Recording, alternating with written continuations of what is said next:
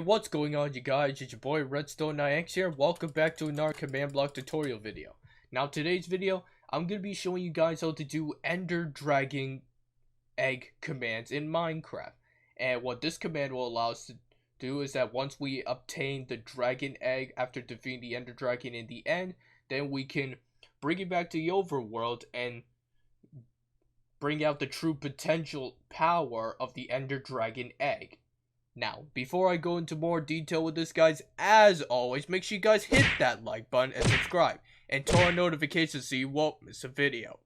Apart from that, guys, let's begin today's video. Okay, guys, so before we do begin the process of the Ender Dragon egg, first, we gotta go obtain a dragon egg.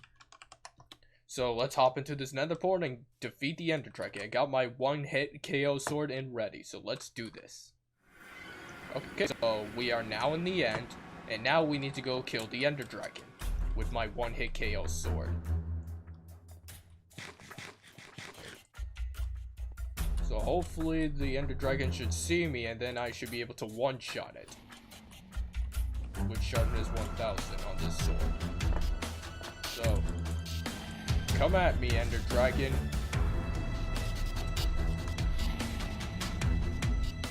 Show me what you got. I mean, it's gonna have to start coming down to me eventually.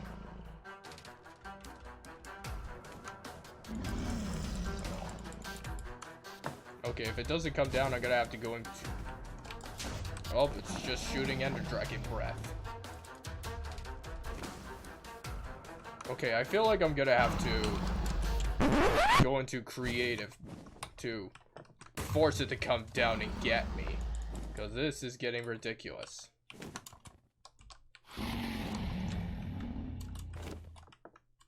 Now, I know I want to do this legit, but this is just going to take... Otherwise, this video is going to take forever. So. Okay, so it's a 2-hit KO, so. Now that the Ender Dragon is dead.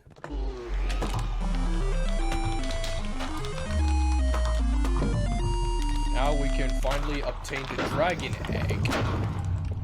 And move on with the command. So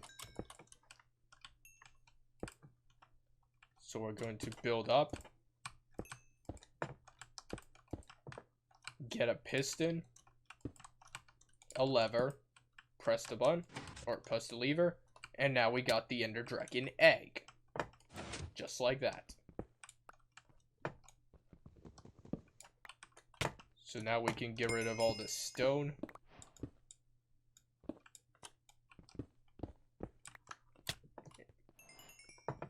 And let's return to the overworld. Okay, so now that we're back and we obtained our egg, now let's begin with the actual video.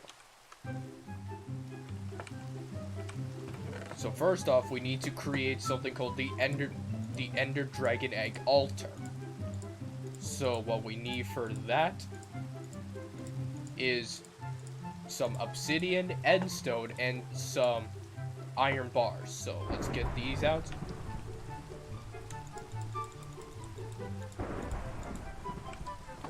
Okay, let's do weather clear first. So basically, you need to get a 3x3 hole right here, and need to place your obsidian like this, your endstone like that. And then we're going to place our iron bars around like this. And then have 4 of them on each of these corners, like so. So, once you have that, we need to place our Ender Dragon egg down here. Just like that. And you know it's working because it's, well, at least it's rating right on cue. So, this is the most important part, guys. You need to, we need a trident of a channeling trident to conduct some lightning to hit the Ender Dragon egg. So, let's get a channeling book, enchant this trident. And what you want to do, guys, is to throw the trident directly at the egg. So once you do that, it'll make this cobblestone appear. So it says replace cobblestone to change abilities. So that means that it worked. So now let's go over what these blocks do. So first we got puzzle with bone meal. So here's how it works. So we gotta break the cobblestone, place down this puzzle, and what you want to do, guys, is to feed it bone meal. So once you do that, it'll start making these particle effects. That means you know it works. So let me get some farming tools.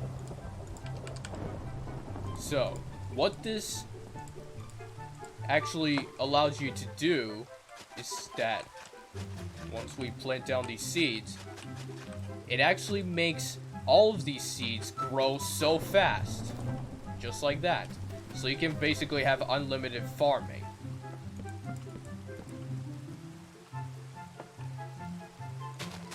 Like almost anywhere, as long as you're close to your shrine. And like every time you want to harvest your crops and place down a seed, they'll just grow right back instantly. So that way, you do not have to wait so long for your crops to grow back, because they'll grow back right away. So that's a pretty handy ability to have, really. That if they're stepping on your crops, then all you have to do is just place it down right away, and then they'll grow right back. Yep, there we go. So that's what the puzzle and bone meal has to do. So now we're gonna move on to the next one. So again, if you want to change abilities, break this block. So now we'll move on to the next ability. So we got a magma block and coal. Okay, so for this we need some mobs. Let's get a couple of zombies in here and place down a magma block, and then feed it coal.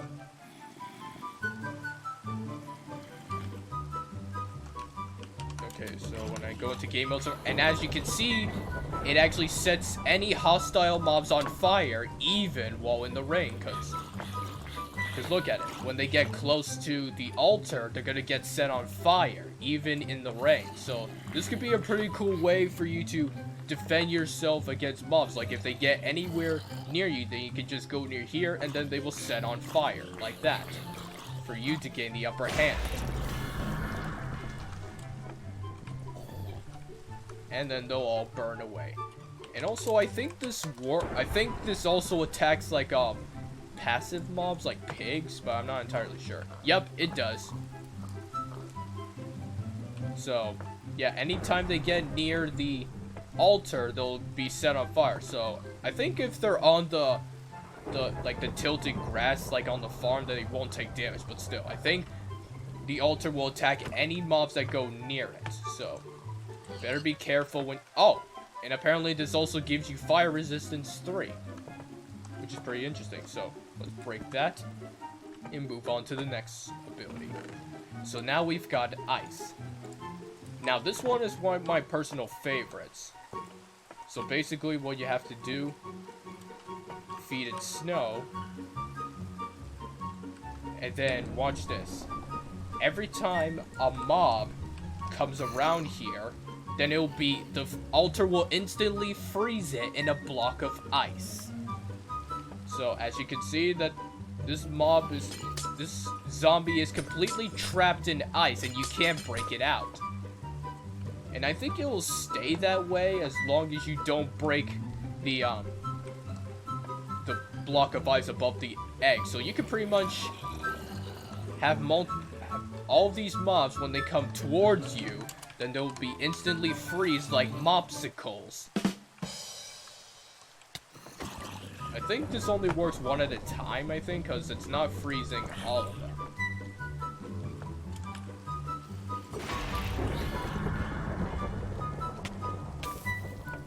But yeah, that's pretty much what the ice ability has to do, is that it instantly freezes mobs in place when they try to get close. So now that we've seen that, let's move on to the next ability. Oh, there we go. There it goes again. It froze the zombie. And I think once it's trapped in ice, it can't be broken free. Or actually, it can't die either. So you can pretty much have this as a display in your structure or whatever. Okay, so next we got soul sand.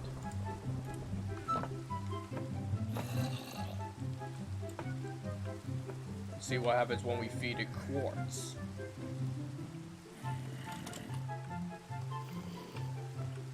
Actually, I don't entirely know what this one is supposed to do, really.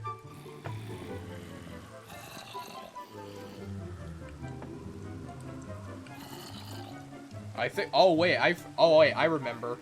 I think the soul sand is supposed to get rid of eliminate all projectiles that come your way. So, like, for example, I think we need skeletons for this one.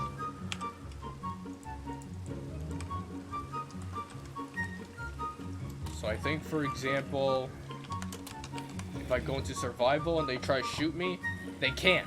Because the altar, the soul sand in it, actually eliminates all projectiles, like arrows. So basically, the skeletons can't do really anything against me, because the arrows have no effect because they disappear instantly. So yeah, this is a very good defense against all skeletons, shulkers, and all other mobs that shoot projectiles. So you're pretty much safe from skeletons. Zombies, not so much. So now that's what the soul sand does. Let's break that and move on to the next.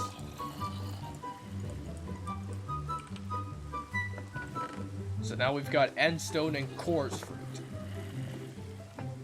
So what this one allows you, this one actually summons a shulker right above, or actually I think it has a chance. Oh, there we go. With this, it actually spawns in like end creatures, mostly like shulkers and withers. So I think you're able to summon shulkers in an instant. I think I was told in like some video, like when I first saw this. Oh wait, actually it keeps spawning in shulkers, so that way you can have unlimited shulker shells to like make shulker boxes with, and unlimited endermen for ender pearls. And I think it will keep spawning them as long as you break this. So we're gonna break that, and now I think all of them should stop spawning in that one spot. Well, it looks like that's almost stuck. So now that's what the endstone and quartz fruit does. And now I'm going to move on to iron.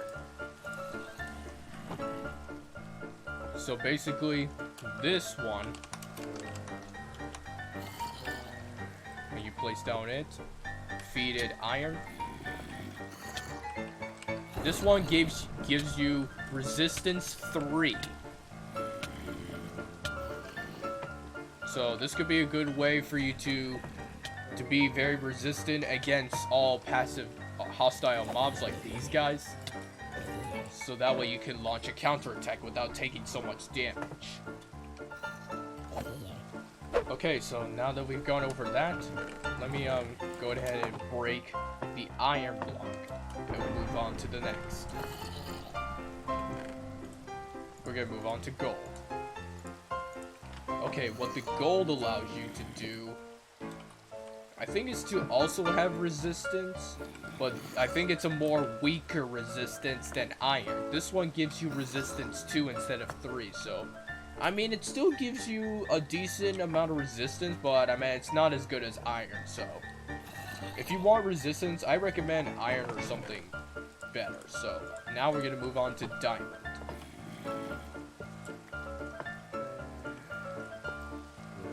And feed it diamonds. And this one gives you resistance 4, so you definitely would want this if you want to stay strong against mobs that will attack you with massive strength. Okay, so that's the diamond. And now we're gonna get down to our last 2.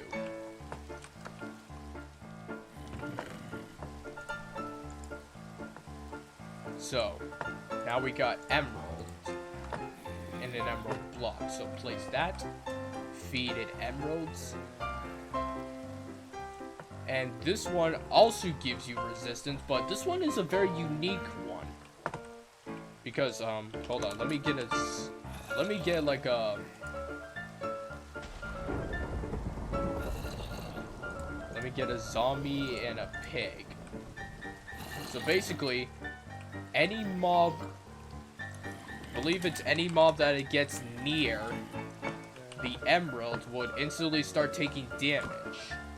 I believe that's what it's supposed to do anyway. I don't know why it's not working. It's supposed to, like, to kill all mobs around it. Or maybe it's just to give resistance 4. I knew it's supposed to give off that ability. I just don't know why it's not working.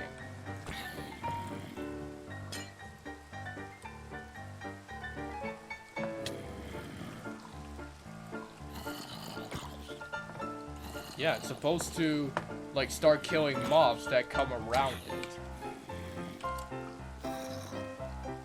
But for some reason, it's not working, so... Oh well. Guess we'll move on to the final one.